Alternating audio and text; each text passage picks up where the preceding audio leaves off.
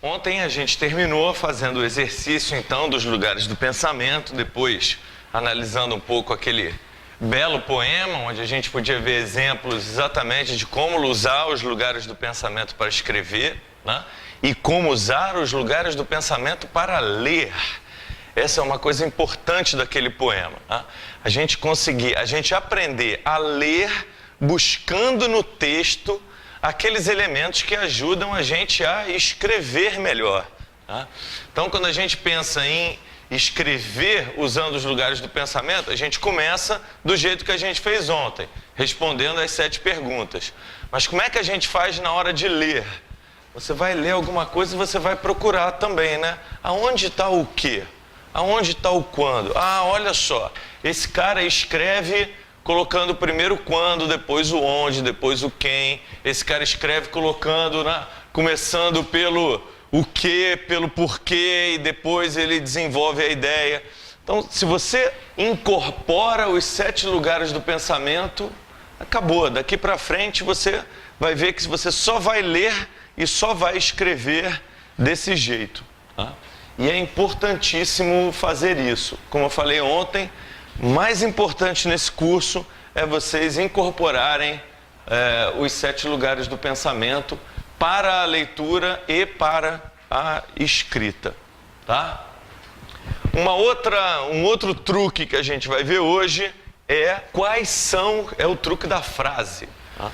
Do mesmo jeito que a célula é a menor estrutura, o menor modelo de estrutura biológica, a frase vai ser o menor modelo de estrutura da escrita. E a gente vai explorar agora um pouquinho a estrutura da frase, para que a gente possa, por exemplo, na hora de responder o que, quando, como, onde, porquê, a gente tenha esse núcleo, essa estrutura mínima para poder responder essas perguntas, tá?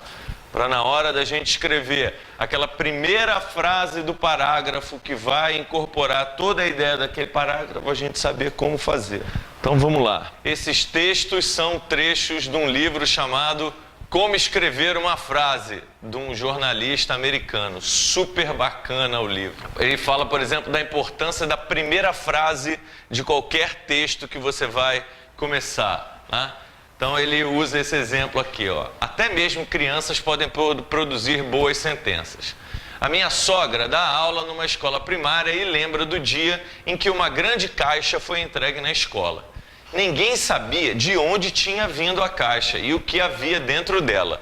Então ela deu a seus alunos da 4ª série a tarefa de escrever algo sobre a caixa. Uma das alunas começou seu ensaio com a sentença: eu já estava no 2º andar quando ouvi falar da caixa. O que é notável nessa frase é sua habilidade para incluir o leitor, capturá-lo e fazer ele querer mais. Nós sabemos que o autor estava no meio de alguma coisa, eu já estava, mas nós não sabemos o que é. Também não sabemos como ela ficou sabendo da caixa, ou que efeito, se algum, o fato exerceu no que ela já estava fazendo. E assim continuamos a leitura na expectativa de descobrir. Muitos escritores experientes matariam por uma primeira frase tão boa quanto essa. Vejam que a grande coisa mais bacana aqui do que ele fala é a habilidade de incluir o leitor no que você está escrevendo. Essa é uma coisa que nós deveríamos procurar fazer sempre que nós escrevemos alguma coisa. Na hora que você inclui o leitor no texto, você vai conseguir responder um pouco da pergunta, né? O que esse cara sabe sobre o que eu estou escrevendo?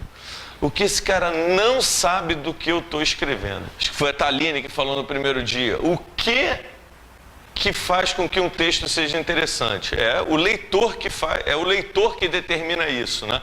E não você. Mas como você pode tentar imaginar o que é interessante para o leitor? Você tem que incluir ele no texto. É razoável a gente pensar que o leitor se interesse em saber isso daqui que ele fala, né? Nós sabemos que o autor já estava no meio de alguma coisa, mas não sabemos o que, nem sabemos se isso trouxe algum efeito ou se isso interferiu no que ela já estava fazendo. É razoável a gente esperar que isso crie uma expectativa no leitor e ele queira descobrir? É. Mistério é o grande segredo, um dos grandes segredos da atenção. Por que a gente passa 6 anos assistindo Lost, lá toda semana, 6 meses de depressão, querendo cortar os pulsos porque não tem Lost, ou porque não tem Dexter, porque os caras os caras trabalham em cima do mistério, né? Qual é o mistério? Então, o importante disso é que o citocromo P450, a microbiota da bactéria, a elastância, não são mistérios que interessem a maior parte dos leitores. Interessam só a nós. Então, como é que a gente vai conseguir transformar essas coisas que são interessantes para nós em algo que seja interessante para os outros? A questão é, você vai ter que dar menos informação, você vai ter que pegar o que realmente pode ser interessante daquilo, você vai ter que contextualizar aquilo na vida do leitor e não na sua vida, e você vai ter que vai ter que descobrir um pouco de mistério ali, você vai ter que contar a sua história de um outro jeito, um jeito que você está desacostumado a contar e de um jeito que as revistas científicas não querem que você conte, né? Então, mas isso é um desafio e isso é uma coisa que a gente tem que procurar responder criando essas situações, um pouco de mistério, onde você inclui um leitor.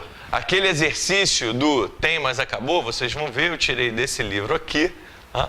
E ele é uma boa. Vejam que o tem, mas acabou se encaixa dentro dessa estrutura aqui. Eu já estava, quando a caixa chegou, certo? Eu já estava no segundo andar, mas chegou, eu já estava fazendo alguma coisa, mas chegou a caixa. Pronto. Sempre que você cria o tem, mas acabou, você cria um mini conflito que gera uma boa história, que chama atenção, que gera uma boa história, tá? Então, uma coisa que vocês podem pensar é como criar um conflito com a informação que vocês querem transmitir. Wallace, como é que a gente pode criar um conflito com as suas leishmanias? Existe tratamento, mas não é eficaz. Esse é um bom conflito. Existe um tratamento que não funciona tão bem. E aí talvez se a gente inverter, um monte de gente ainda morre de leishmaniose, apesar de existir um tratamento. Aí você dá uma carga emocional ainda mais forte para isso.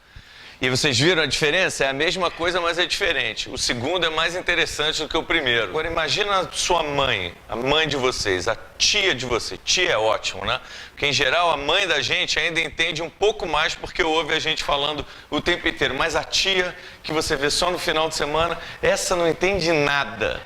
É um desastre. Imagina a tia de vocês ouvindo falar: tia, o problema da leishmaniose é que tem um tratamento, mas ele não é tão eficiente. Aí ela não vai parar de ver a novela dela por causa disso, né? Agora, se você fala, morre tantas pessoas no Brasil todo ano por causa da leishmaniose e eu estou estudando um tratamento mais eficiente, aí ela já falou morre, já pronto, as pessoas já se interessam.